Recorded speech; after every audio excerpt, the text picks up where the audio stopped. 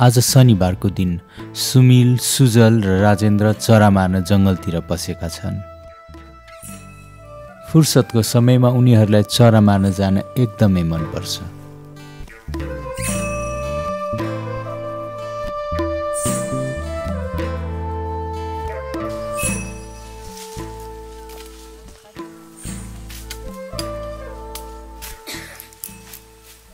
कतल मारे सुनिल अति ना एक थोड़ा माछी मारे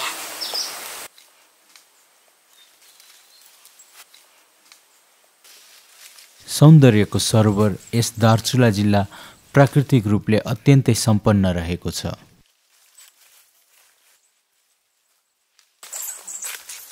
समुद्री सतहबाट 518 मिटरमा सुरु भई 7132 मिटरको अपी हिमालसम्म फैलिएको दार्चुला जिल्ला नेपालको सुदूरपश्चिमी भेगमा पर्दछ।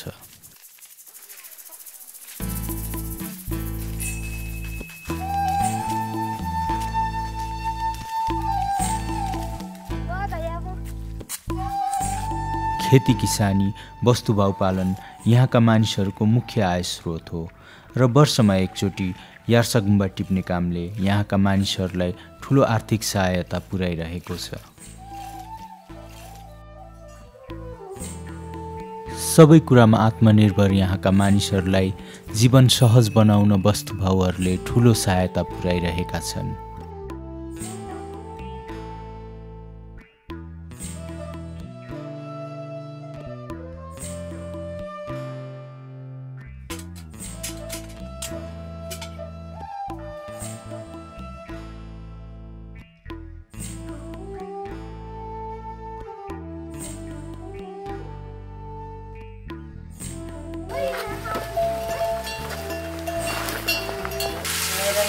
देवमती धामी हो, गाई बस्तु पाल्दो छ। सुदूरपश्चिमका मानिसहरू अहिले पनि पुराना मूल्य र मान्यताहरूलाई अवलम्बन गर्दै अघि बढिरहेका छन्। आजका दिनसम्म पनि महिलाहरू पर सर्दा गोठमा बस्न बाध्य छन्, जसलाई छौपडी प्रथा भनिन्छ। हम छुवाछुत 5 दिनसम्म हम पुरानो रिच हमलाई छुए छ। हम 5 दिनसम्म हम एकौरा बसेर गोठमा बसेर मागी खान उन्ज्याबाट हम भाँडा कुँडा खाना लाने भने चाहिँ सब थोक हम आफ्ना घरमा आफू बनाएन। 5 दिनसम्म हामीलाई गोठ रहने चलन। वैदेशिक रोजगारका कारण अहिले नेपालका गाउँहरू खाली भएका छन्। अब गाउँमा वृद्ध र बालबालिकाहरू मात्र बाँकी रहेका छन्। वैदेशिक रोजगारको चपेटामा आज दार्चुलाको यो दुनी गाउँ पनि परेको छ।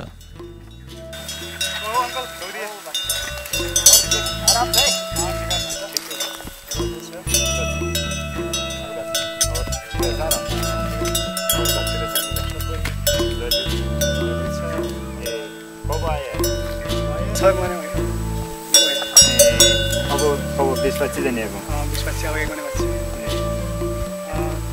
20 किलो है दमाउ चाहिने हो रे दमाउ ढाके दमाउ ढाके आया हो बोला अब 20,000 पहले अब पासान के मोले यहाँ काम घरबाट तमला काम गरेर छ त्यसै काम गरौँ घरबाट महिला दे मुखा नजिक दिए भने मुखा भने सोध्या भने। यिनी इन्द्र सिंह धामी हुन्। हाल भारतमा बसेर काम गर्दैछन्। अहिले विशु जात्रा मनाउन भनी घर फर्किएका छन्। नेपाल आउँदा आफ्ना समकक्षी साथीहरू सबै विदेशमा भएकाले विशु जात्रा मनाउन एक्लो भएका छन्। तर विशु जात्रा मनाउँछु भनेर बाजा खोज्दै हिँडिरहेका छन्। ए दमाउले आए हो अंकलसित मैले कुरा गरेको थिएँ पुरामा दमाउले आए हाने भयो ल न भा लजे लजे फोदी जन लजे घरसँग लजे भने है भयो ल न भा लजे लजे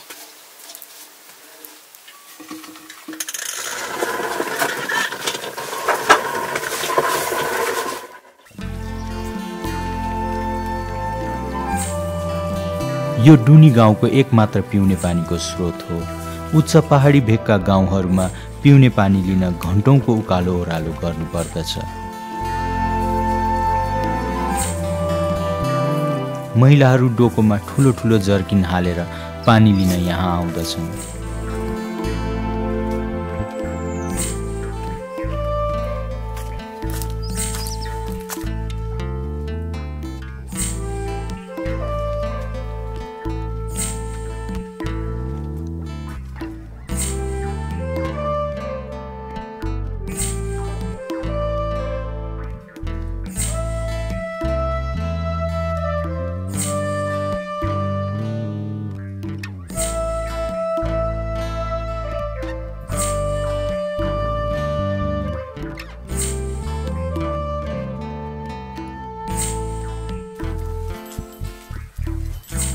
दाजु ढुक्करे भाग्यमा सारामा होला क्या ठिक छ म दमौले हाइ हानेको दमौ कहाँ छ राख्या दमौ ठिक छ भित्र छ दमौ राख ल ल्याउनेको बोलादियो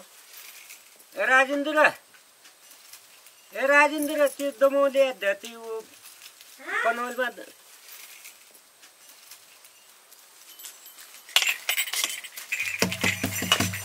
दमौ त ठिकै रहेछ हल्का फुल्का अब यसमा घी लगाए और दामी बन्ने हो ठ्याक्क अब घोल्चरी बिस्किन बोला ए राजेन्द्र अब पुरा सहरमा आए यहाँ थोड़ा ट्रेनिङ लगेको छ हामीले म त म लजाएर न आइए हाँ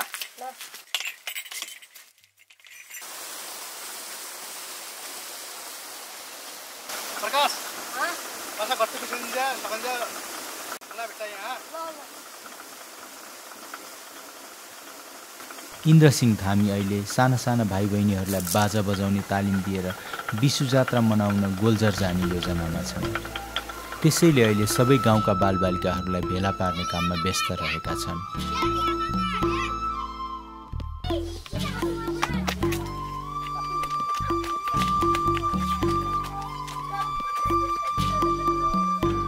यो नेपालको उच्च पहाडी भेगको विद्यालय हो। अधिकांश उच्च पहाडी भेगका विद्यालयहरू यस्तै हुने गर्दछन्। खरले छाएको, गाउँमै उपलब्ध हुने ढुङ्गा, माटो आदिबाट बनाइएको।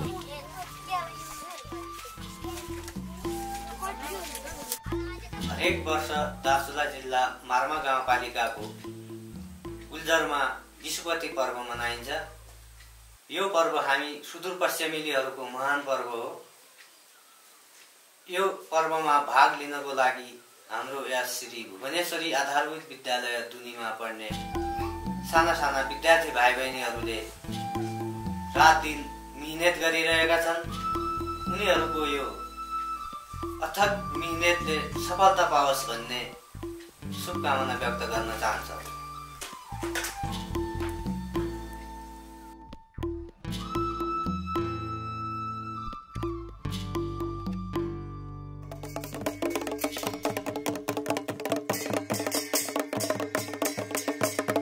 जुनसुकै बाजा होस् त्यसको आफ्नै एउटा मौलिक पहिचान हुन्छ र त्यसलाई बजाउने तरिका पनि छुट्टा छुट्टै आफ्नै प्रकारको हुन्छ।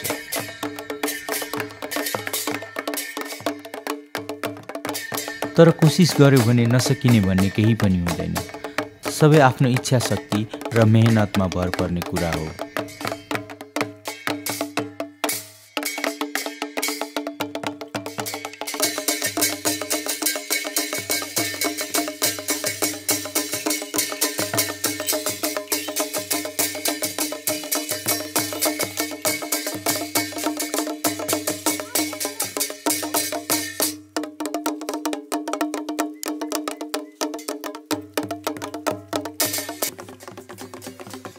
विशु जात्रा आउन केही दिन अगाडिदेखि सुरु गरेको तयारीले जात्रामा कस्तो बजाउन सकिएला भन्ने कुराको कौतूहलता सबै बालबालिकाको मुहारमा प्रष्ट देख्न सकिन्छ।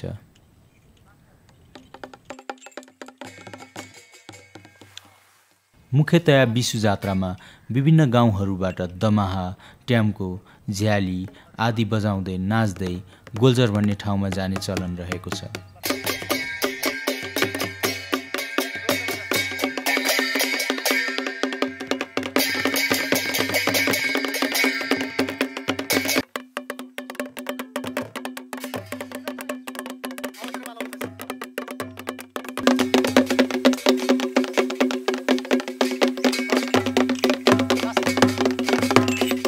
गरुङ्गो दमाहा बोकेर नाच्दै बजाउनु त्यति सजिलो कुरा छैन।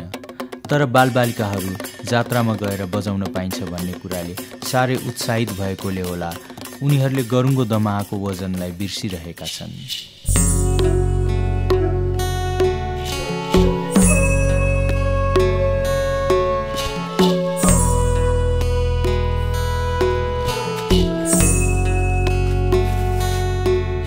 अपि हिमाल नजिकै रहेको पहाडी गाउँ दुनी रातको समय अत्यन्तै चिसो हुने गर्दछ।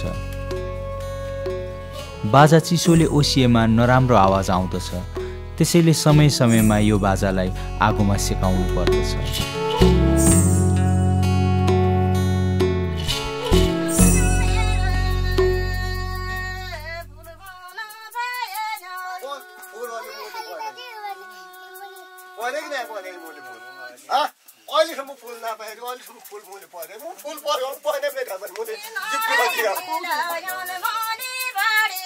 आज बिसु जात्राको लागि निस्कनु पर्ने दिन।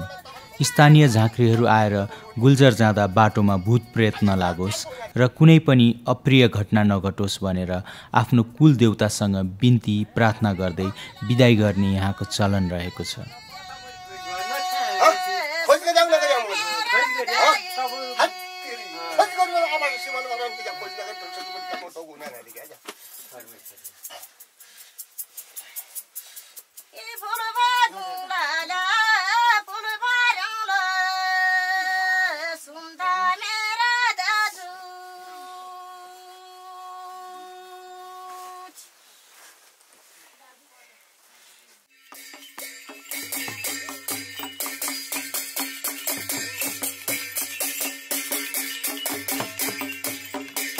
चामलको अक्षता टीका लगाइदिएर झाँक्रीहरूले बालबालिकालाई जात्रातर्फ बिदाई गर्छन्।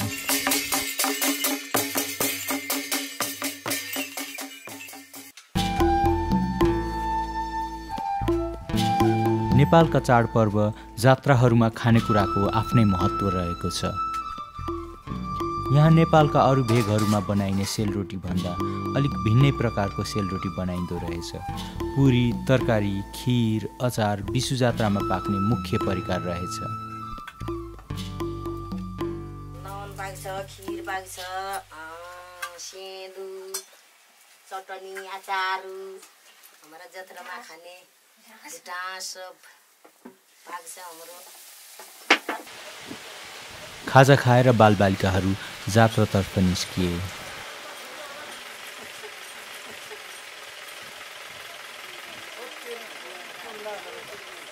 करिब 2 घण्टा जति पैदल हिँडेपछि गाडी चढ्ने ठाउँसम्म आइपुगिन्छ। गाडीले नौघाट खोलाको किनारसम्म पुर्याउँछ र गाडीबाट ओर्लिएर करिब 3 घण्टा जति उकालो हिँडेपछि गुल्जर भन्ने ठाउँ पुगिन्छ।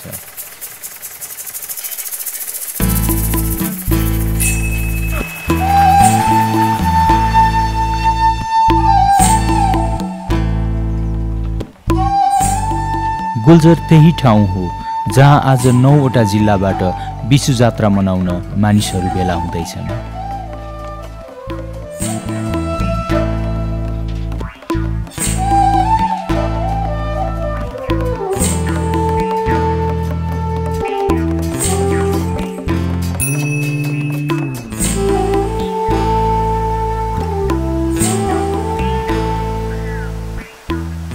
दार्चुला, बैतडी, डडेलधुरा, कञ्चनपुर, कैलाली, डोटी, बाजुरा, बजाङ र अछामबाट मानिसहरू पहाडहरू कटेर खोलाहरू तरेर बिसु जात्रा मनाउन गुल्जर पुग्दछन्।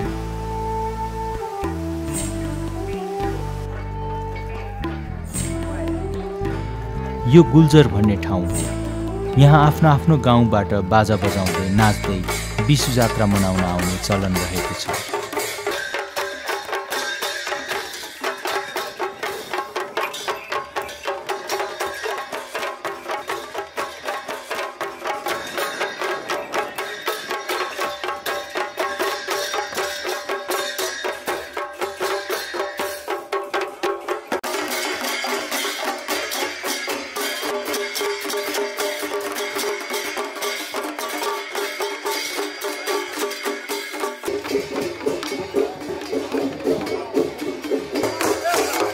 हप्तौंको तयारी पश्चात बच्चा बच्चीहरू पनि जात्रामा अरू सरह बाजा बजाउन सक्छु भनेर अघि बढेका छन्।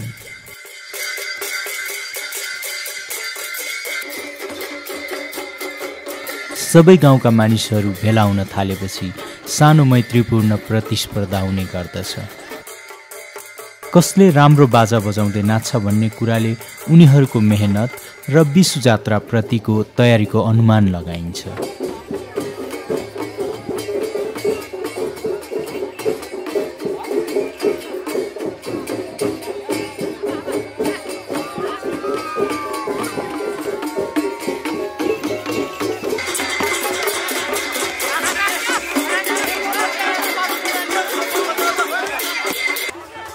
आज गोलजरमा टाढा टाढाबाट धेरै मानिसहरू भेला भएका छन्।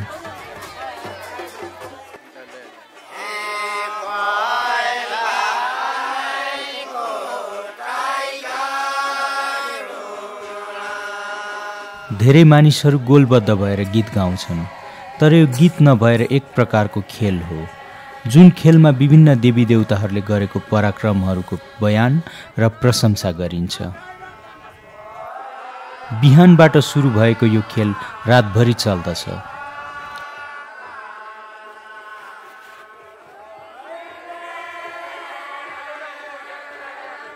विशु पर्वमा ठाडो खेल, ढुस्को खेल, धमौरी, फाग, फलाउलो र न्याउले खेल खेलिन्छ। दिउँसो बेग्लै भाकामा गाएर खेलिन्छ भने रातमा बेग्लै भाकामा गाएर खेलिन्छ।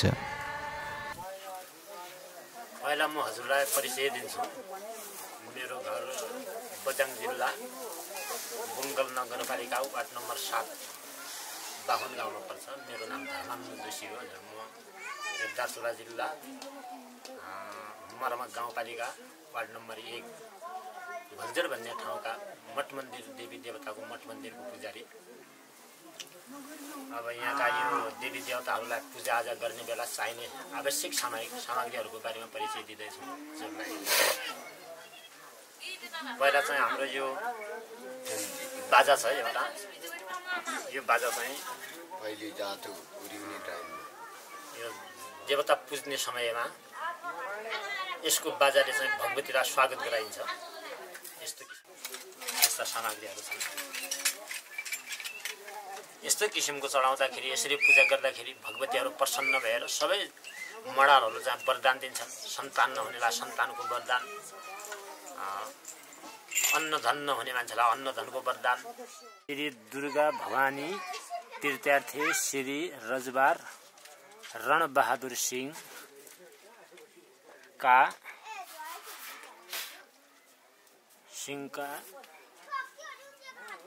सुपुत्र श्री स्वर्गीय अकबर बहादुर सिंहका सुपुत्र श्री बडा हाकिम मोहन बहादुर सिंहले 2010 सालमा चढाएको हुँडा श्री लटिनाथ गाउँ पञ्चायत भन्छ उही बेला। लटिनाथ गाउँ पञ्चायत बस्ने रसकोटमा जन्मनु भएका श्री वीरबहादुरज्यूले योलाई हाम्रो देवी दुर्गालाई चढाउनु 2010 सालमा दुर्गा भगवतीलाई चढाउनु भएको। जात्रा पर्वहरू समुदाय अनुसार विभिन्न प्रकारका हुन सक्दछन्। जातीय समुदाय अनुसार एकातिर हुन्छ भने धर्म अनुसार र दर्शन अनुसारका पनि हुन्छन्। यिनीहरूको लामो इतिहास हुन्छ जुन वैज्ञानिक दर्शन किसिमका पनि हुन्छन्। पूर्वीय दर्शनमा पूर्वीय मुलुकहरूमा मनाइने नेपाल भारत लगायतका क्षेत्रमा मनाइने जात्रा पर्वहरू वैज्ञानिक पद्धतिका छन्। किनभने ती जात्रा पर्वका अवसरमा के खाने भन्ने कुरा निश्चित हुन्छ र के लगाउने भन्ने कुरा निश्चित हुन्छ। त्यस्तै ती पर्वहरूले विभिन्न भौगोलिक अवस्थालाई पनि सङ्केत गर्ने गर्दछन्। यसै गरी समय परिवर्तन हुने कुरालाई चाहिँ जात्रा पर्वले सङ्केत गर्ने गर्दछन्। जस्तो पश्चिम नेपालमा मनाइने विश्व जात्राकै कुरा गर्ने हो भने पनि यो जात्रा वैशाख 1 गते मनाइन्छ, जुन नववर्षको प्रारम्भको दिन मानिन्छ।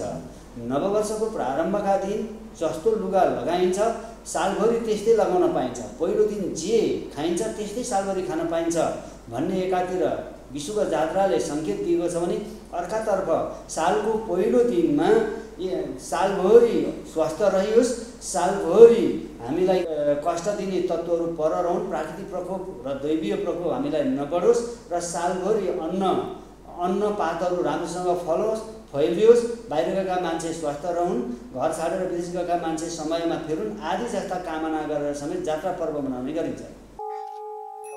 जात्रा पर्व भन्ने बित्तिकै एउटा दन्ते कथा जोडिएको हुन्छ र यो विषु पर्वभित्र पनि त्यस्तै एउटा दन्ते कथा रहेको छ। परापूर्वकालमा बाथी भन्ने ठाउँमा देवीहरूको उत्पत्ति भएको थियो र उनीहरू त्यहीँ बस्दथे। त्यस ठाउँमा अजिते नाम गरेको एक राक्षसले साह्रै दुःख दिइरहेको थियो।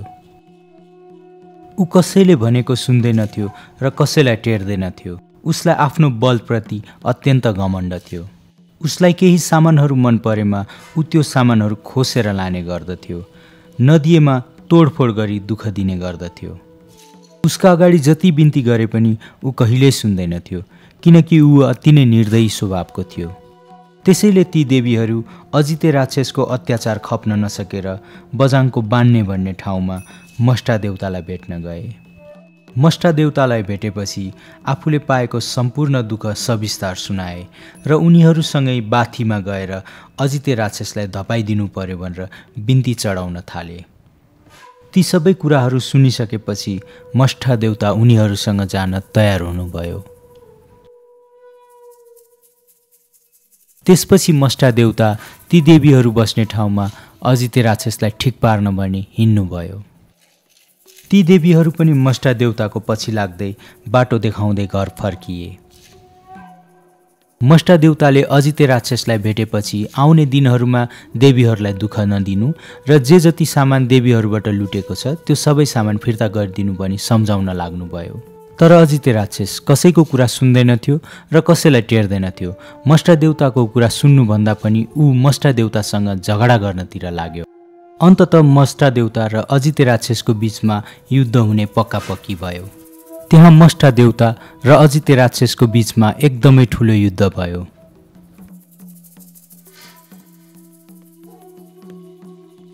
जुन युद्धमा अजिते राक्षसले नराम्रोसँग हार बिहोर्नु पर्यो। मष्टा देवताको पराक्रम देखेर अजिते राक्षस एकदमै डरायो। अजिते राक्षसले जे जति सामानहरू देवीहरूबाट लुटेको थियो ती सबै सामानहरू मष्टा देवताले देवीहरूलाई फिर्ता गराइदिनु भयो। युद्ध हारिसकेपछि अजिते राक्षस आफ्नो ज्यानको भिख माग्न थाल्यो।